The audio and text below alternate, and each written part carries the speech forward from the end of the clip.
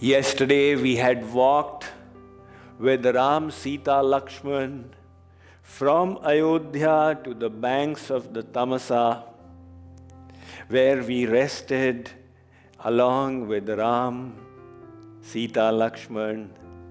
The next night we reached Sringaperpur, a village on the banks of the Yamuna.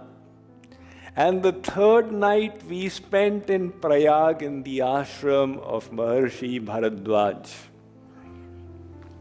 Now Ram has arrived at the ashram of Valmiki. Valmiki is already an enlightened soul by the blessings of his Guru Narad and the inspiration of Brahma.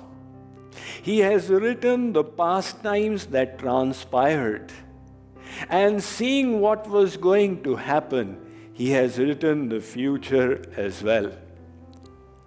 Now, when Ram came to the ashram, he found it to be extremely serene, tranquil, full of calm and peace, where all kinds of animals are coexisting together without any kind of violence.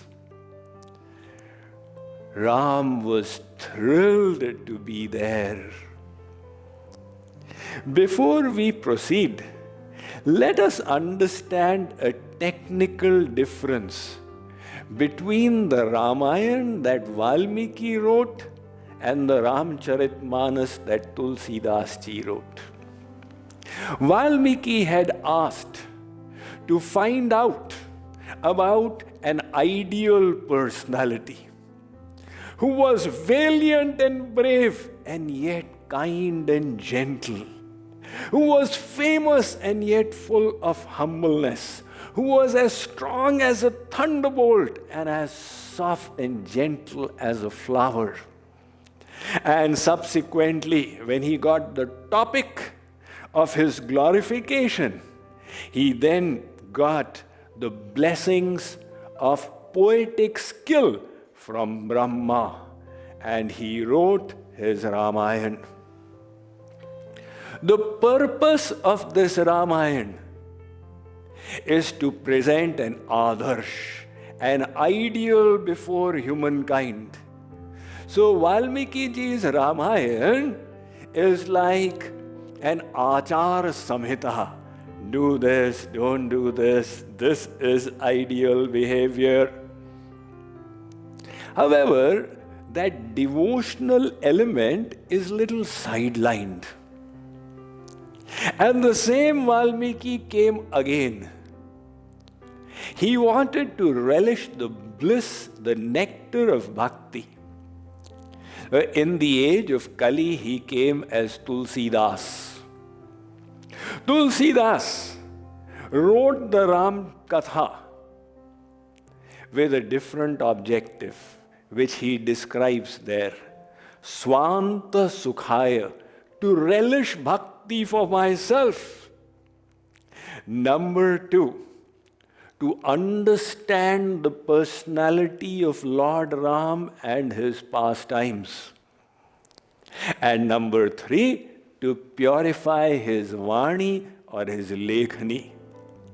Which means, as a consequence of relating these pastimes, there should be a transformation.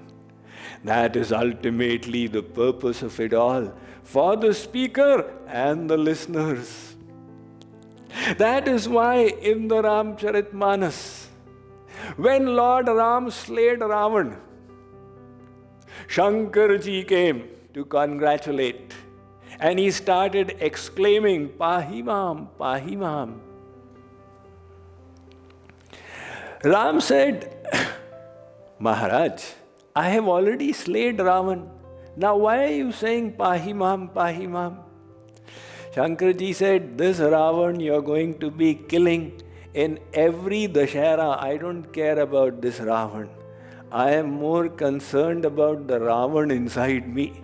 The anger, the greed, the pride, that is what I want slayed. So that self-transformation to purify his Vani is the third objective of Tulsidas. When somebody has got some tremendous skill, it is sometimes attributed to the environment in which they grew up. If somebody grows up in a family of artists, it's natural to keep on cultivating the art. And if someone seems to receive it as a gift, then you suspect that this may be coming from past lives. That is the case with Tulsidas. And we also need to express our gratitude to his wife Ratna. If she had not scolded him, he would not have come to his senses. He loved his wife, but he was loving his wife's body. And no wife, every wife wants the husband's love. But if the husband only loves the body, then the wife feels disgusted. And the scolding that she gave is what transformed him to go Swami Tulsidas. So while Valmiki ji wrote about an ideal personality, and his Ramayana is more about an Achar Samhita, it does mention Ram as God, but does not highlight that aspect of the Leela. Tulsidas ji's objective is very different. He is just getting the nectar of devotion to flow.